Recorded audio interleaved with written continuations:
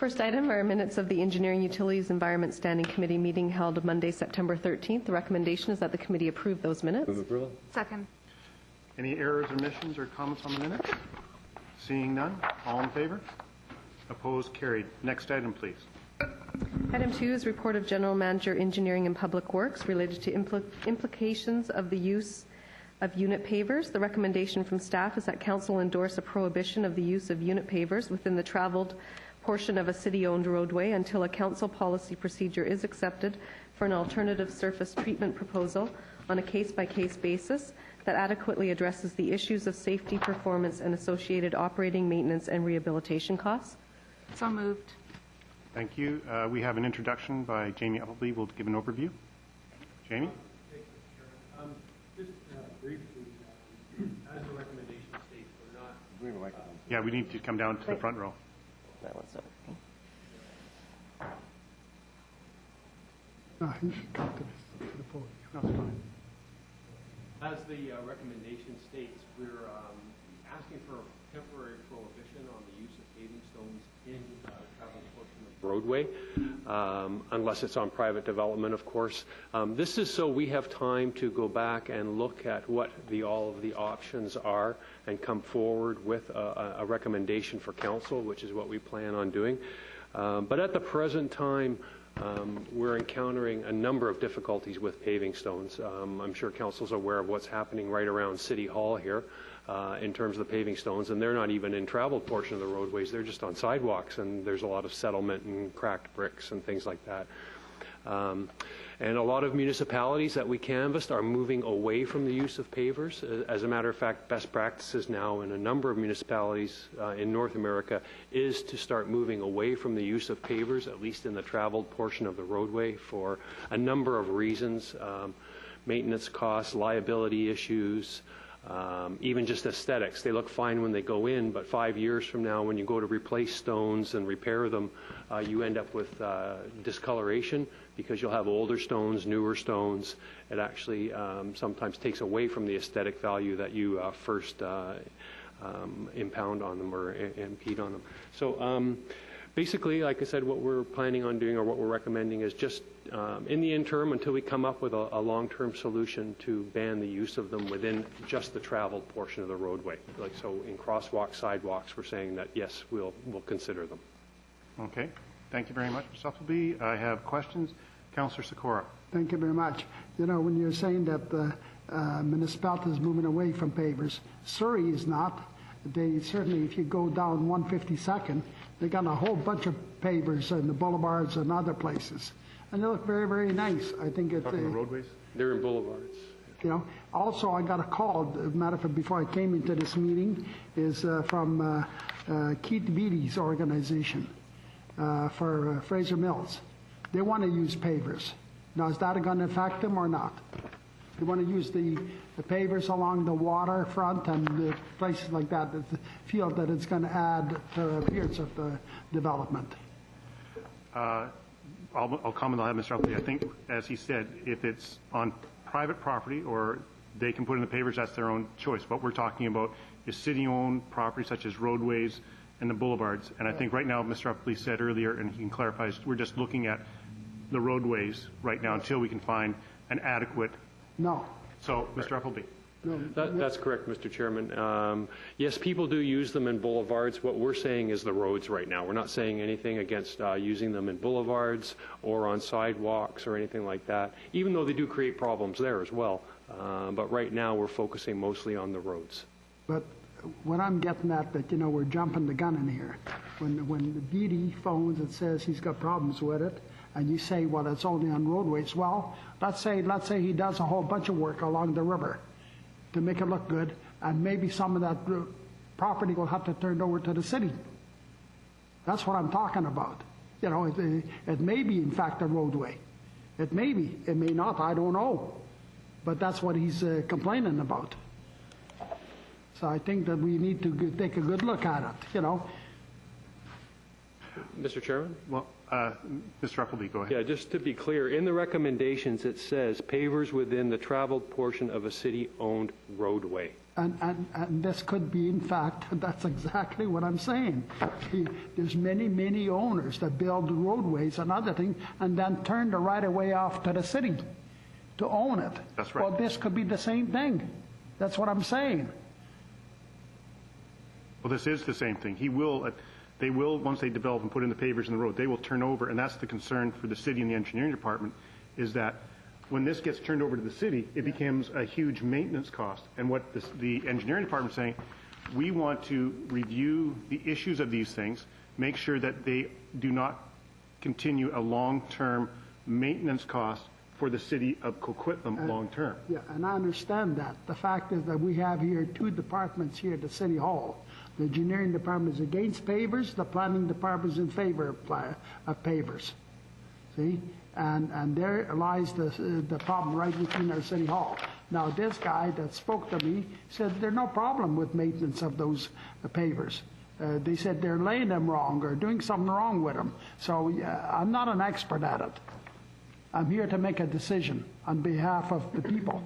You know, and to me, I see Surrey using them, other people using them on roadways and other ways, and many other municipalities. So I will not support it this time. I'd like to delay it until you've had a talk with Blvd and other people and find out what the problem is. And if it's on their own property, then that's fine. But is it going to be something that they're going to turn over to the city and it becomes a city problem? Okay?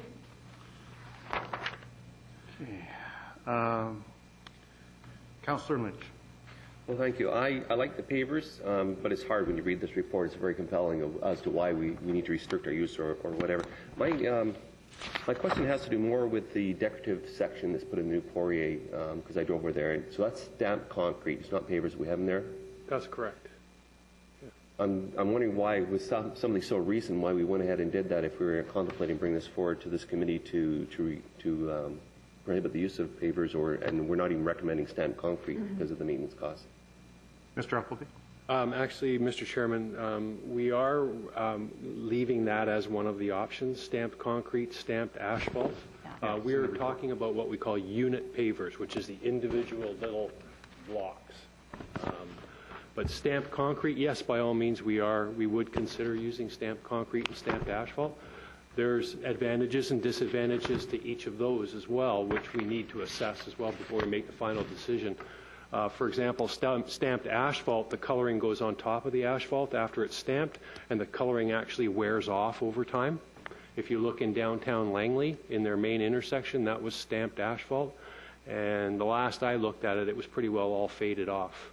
Just from the passage of vehicles over top. Now, stamped concrete is different. The color's actually right in the concrete itself, which again presents problems if you try to go match it 4 or 5 years down the road. So every one of these has like advantages and disadvantages, and what we need to do is take the time to look at all of the options and come up with what is, I guess, the best solution given the fact that, the development industry likes to use these types of things because it does impart an aesthetic value.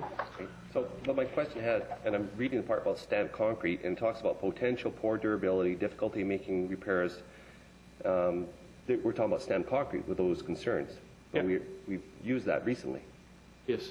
And there are concerns, like I said, with everything. It's the degree of concern and the degree of cost it takes when it goes back when we go back to repair it and things. So okay, there's a lot of factors we need to consider. Yes, well, obviously from the report I can see that.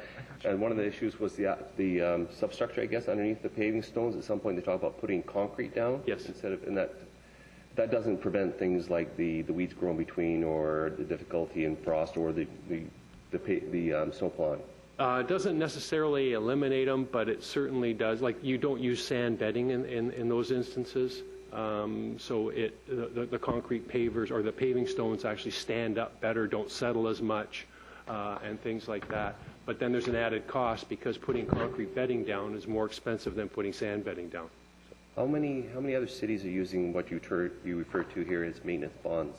Maintenance bonds? I don't have those numbers right now. But there are some cities using that you're aware of, or you're not sure? Yeah, I'm not 100% sure, but it has been an idea that has been floated. I'd be interested in a little bit more information coming back at another meeting on that.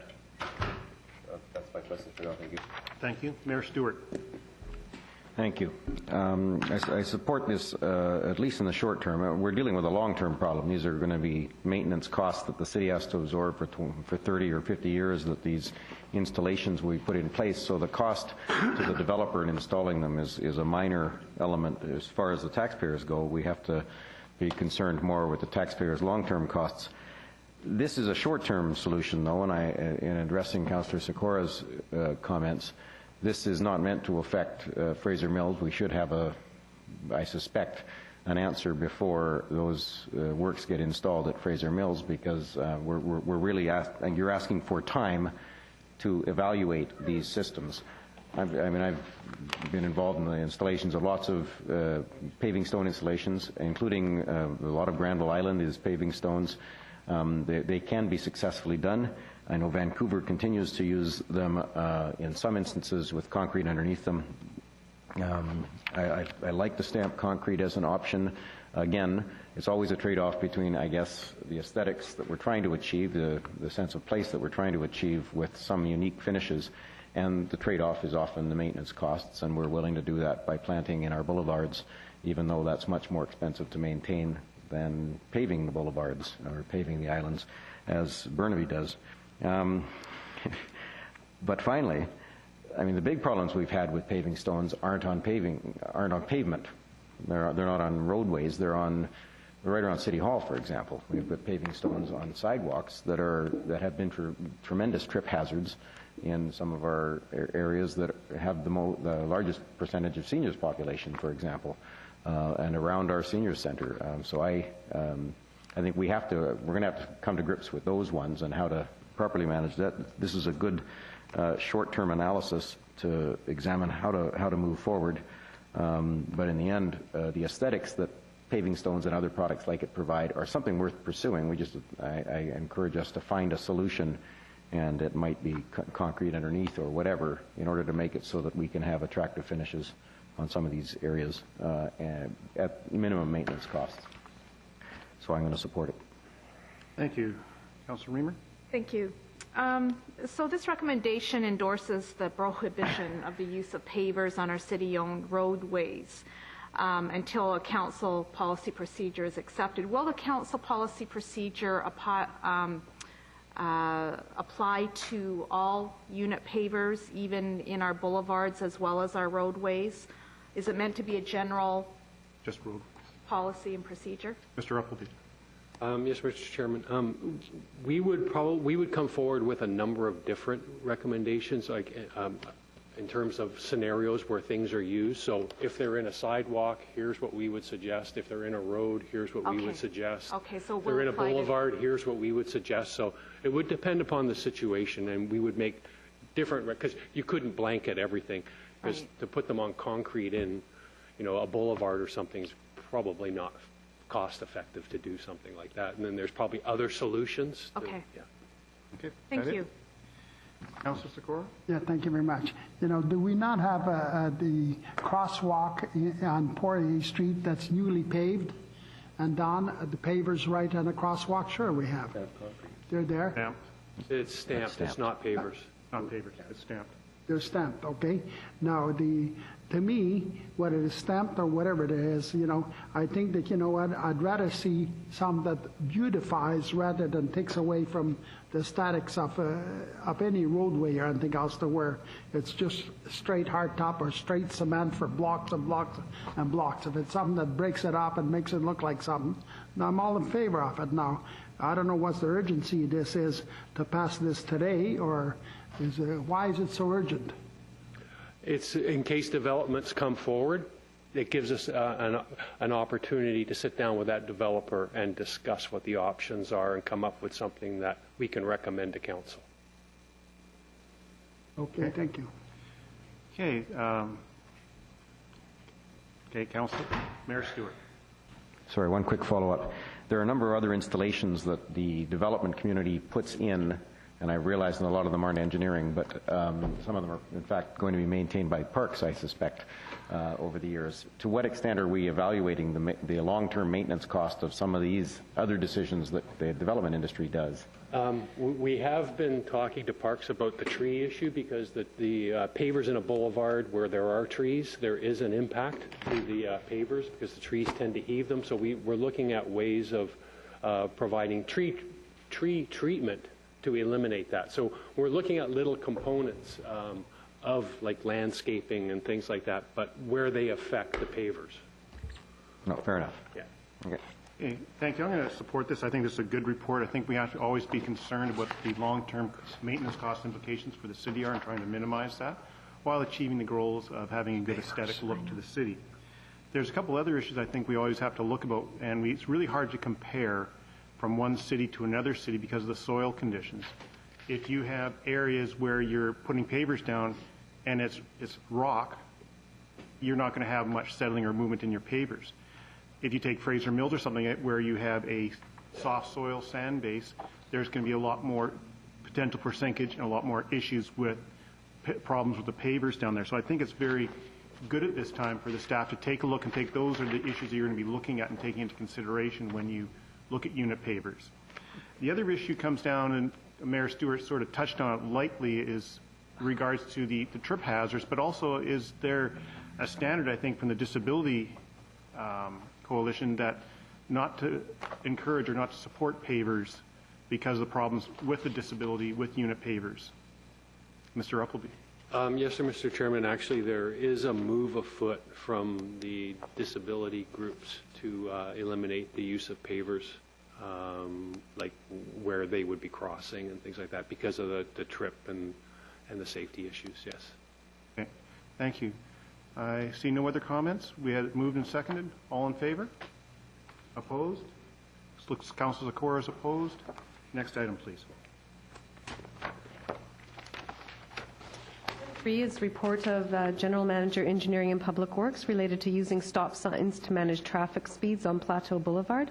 Recommendation is 1, that Council confirm the principle that stop signs should be installed in accordance with the warrants developed by the Transportation Association of Canada to ensure installations are consistent within the city and with other jurisdictions. 2, confirm the principle that stop signs should not be used to manage traffic speeds.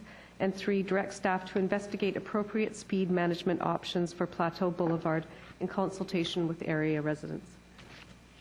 We have a mover for this item? I'll move it. Second. Seeing no discussion. Councillor Lynch. It's related. It's not exactly stop signs, but we're talking about managing traffic speeds. And I have to say that I like the bulges that come out. I like the roundabouts that are used in, well, I'm thinking of Burnaby right now. And I think if we're going to be looking at ways to either manage traffic speeds or not manage them, I really want us to take a good look at that. I don't think that we've used them enough in the city and used enough in our planning. We're using them in the Northeast. There's new ones installed. That's one small, brand-new developing section of our community, whereas Burnaby is very interested in going back into the communities that are needing traffic calming, and they're getting away from using things like speed bumps or any of those other things that impede emergency vehicles or any other type of traffic. So I think that, yes, we may be looking at that in our new developments. We have yet to look at them in Coquitlam, Austin Heights, or any of those areas that we're currently looking at doing infill and density development.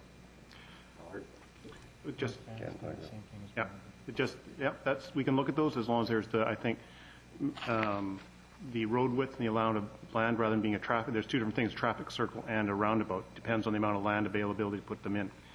And we were just, when we were up at the Union BC municipalities, there was some very good presentations on actually on what congestion is and how bad whether congestion is really bad or not. And that when you have some congestion, that actually means that the businesses are doing quite well. And so at some point, congestion is acceptable, and other points it isn't, and that's where you can have parking on the streets. Anyway, I can't go into it, but it was a very good presentation, and I just want to make those comments. Okay. Councillor Reamer? Thank you.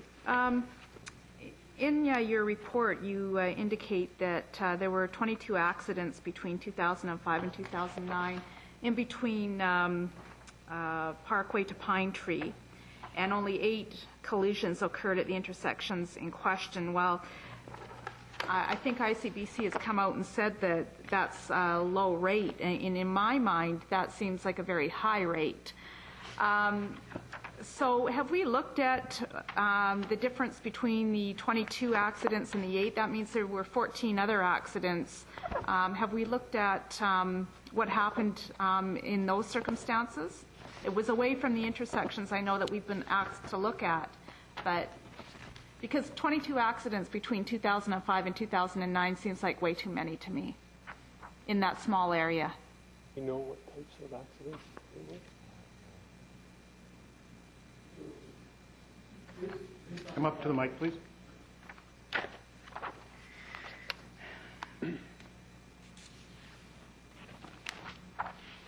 Based on the traffic volumes along that section of road, the length of the road itself, the million vehicle kilometers that it's traveled, it's a normal or slightly below normal, given consideration to the topography and so on. A split of 14 and 8, with 8 being at intersections and 14 being mid-block, is pretty much representative of what you would expect to see along a corridor like that with multiple intersection locations. It was interesting to see, as we did this analysis, that in fact the highest locations where the collisions were occurring at intersections were actually at the multi-way stop intersections, where people always had to come to a stop under all weather conditions and so on. So in answer to your question, that the 8 and 14 is about a reasonable split, and the 22 aggregate for 5 years over that type of traffic volume and that length of roadway is at or slightly below what we would expect to see. Okay, thank you. Also, it indicates in this report that for traffic calming and what have you, we would use the same ratio as local area improvement program ratios, which is 90:10. And I understand from Councillor Asmundson that that was actually reviewed by the city many years ago. And so I'm just wondering, it seems to me to be a barrier when you're talking about local improvements, when you're asking residents to pay 90% and we're paying 10%. I'm just wondering if we need to review that. Was it 3 years ago? Less than that. Yeah, about 3 years ago. About 2 years, yeah. Does anybody have any information on that? Jamie? Mr. Chairman, yes, as part of the Transportation Strategic Plan, which is underway right now, we're looking at all of our policies in transportation. One of the policies is traffic calming, which is what you're referring to. Right. So we are going to revisit that policy, and in all likelihood, we'll come forward to council as part of the Strategic Transportation Plan with some recommendations around that policy. I don't think the local improvement was for the things you're talking about. It said the same ratios as they use for the local improvement. That's how they framed it. Thank you very much. Okay. Mayor Stewart. Thank you. I think there's a problem here. I think speed is an issue here, and we ought to try to find a way to address it. I tend to agree, though, that there are other ways that we might want to do this. And we have installed some of the curb bulges, for example, along Alderson. We're contemplating some of them in school zone areas around the city, and I look as well to neighboring communities who've done some work in that regard. Port Moody has along their similar road, which I think is Noons Creek. No, it's anyway, I can't think of the name of the street right now, but it's very similar, quite a wide collector road, and they've narrowed it at the appropriate points. And I'll tell you, you drive up it and you end up going 50 kilometers an hour. I think those are things we ought to be examining. I don't know that the stop signs would achieve what we're trying to achieve here, and I don't think that's an appropriate use of stop signs, but I do think we ought to find a solution for these residents, because to me it's an issue. I'll support the recommendation. Okay, Councillor Sikora. Thank you very much. You know, this whole thing relates to number 1. Go through a whole city of Coquitlam. There's no speed signs on any of our streets except one on Austin Avenue. There's none on Coma Lake. There's none on Westwood Plateau unless it's a school zone. There's no speed zones, speed signs anywhere in Coquitlam. And I'll tell you what, that is the very bad precedent that we're setting. And very, very simple. I can carry on. The other day I was going down Chilco Avenue, and this young lady was almost, I couldn't see her hood. She was so close to me. So I put my emergency lights on. She backed off a wee bit. And then when she came to a stop sign, Chilco Lloyd Highway, I rolled down my window. She was a very nice lady. I said, did you have a problem? She said, you're only going 60 kilometers an hour. I said, it's a 50 kilometer an hour zone. You know, but there's no signs there. So she really believed that probably 70, 80, or 90 kilometers an hour was a good speed for her to go down there. And that's like, we're encouraging speeders. We have no signs, see? And frankly, I can tell you, you can do a whole lot of things. RCMP, traffic department, has to be out there and start enforcing these speeders. I see a note here saying that excessive speeding of vehicles on Plateau. Not only on Plateau, it's all over Coquitlam. All over Coquitlam. On Austin Avenue, you'll catch nobody going 70 kilometers an hour, all 80 and 90. And that's what's happening. So, you know, it's nice to, again, I can see that these people up in West Plateau have some concerns, and they have some concerns. But there's other people all over Coquitlam having the same concerns. You know, we have 18 RCMP traffic people, but they're not existent. They're not existent. If you have a radar traps, they're in Port Coquitlam, not in Coquitlam, and so on. So, frankly, I've spoke when the sergeant from the traffic department was here.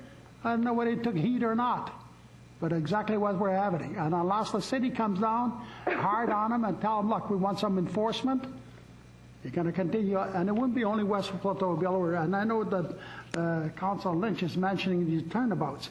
Very, very expensive to put in. And I'll tell you, if you want to see a chaos, go on 264th towards Bellingham. You'll see a lot of them. You'll see a lot of them. And it's a real chaos. And very, very expensive. Okay? Thanks. Thank you, Councillor Cora. No other speakers to this item? All those in favor? Opposed? Carried. That's the end of our items. Councillor Lynch? Yes, thank you, Mr. Chair. I had one small issue to raise. It was brought to my attention, and since we're on the topic of speeds and signs, it's brought to my attention by a resident who lives on Pipeline, and she says that there's been an increase of traffic, and she lives right across from the Glen School, and I guess since we've opened up the David Pathan, there's more and more traffic that is coming along Lincoln and coming down Pipeline past the Glen School, and she's asked me to raise it, that she feels that it's becoming more and more traffic, more and more speeders. She's concerned about the amount of signage, and I did drive down there. I couldn't see a lot of signage, but I'm wondering if I could raise this issue now, maybe let our police officers know, and also the engineering department. Engineering, but also we have the school liaison committee. I'm not sure who's chairing that, but perhaps that could be raised at that point too, and maybe the school could get involved. Okay, perhaps the school board could get involved as far as signage, and I know they have some other signs they're bringing up now, slow down, children crossing, that kind of stuff. But I just wanted to raise that at this time. Pipeline's a collector road, I'm not correct, or is it an arterial? It's the intersection right at Glen that's most of concern right now. There's a lot of children that have to cross there. Yeah. Thank you. Thank you very much. Seeing no other items? I've got. Oh, sorry. I was trying to speak to that. Councillor Reid. Thank you. We have our own sign shop, and in some cities, especially across the line, but also back like in Alberta and things, they put up speed signs and that, but they're different colors. They're like lime green or something, or bright yellow or whatever, but they start to, when you put up a new sign, when you put something like that up, it grabs people's attention. And I don't know, I know it, actually, I think when we were at the FCM in Calgary, there was somebody that put on something there. And it said that when they put up new signage, that they always use these different colors or different shapes or things so that people, you know, zone in on them right away before they... Fluorescent green. Pardon? Fluorescent green, exactly, and fluorescent yellow and things like that. And I would like to know if engineering could look into some of those things so that when there are new signs that, you know, people pay attention to them. Engineering will take a note of that. There's provincial standards on signs, so they'll take into all that in consideration. Thank you. Anything else? That was it. Seeing nothing else, motion to adjourn? So moved. Second. All in favor? Opposed? Carried. Thank you. Thank you.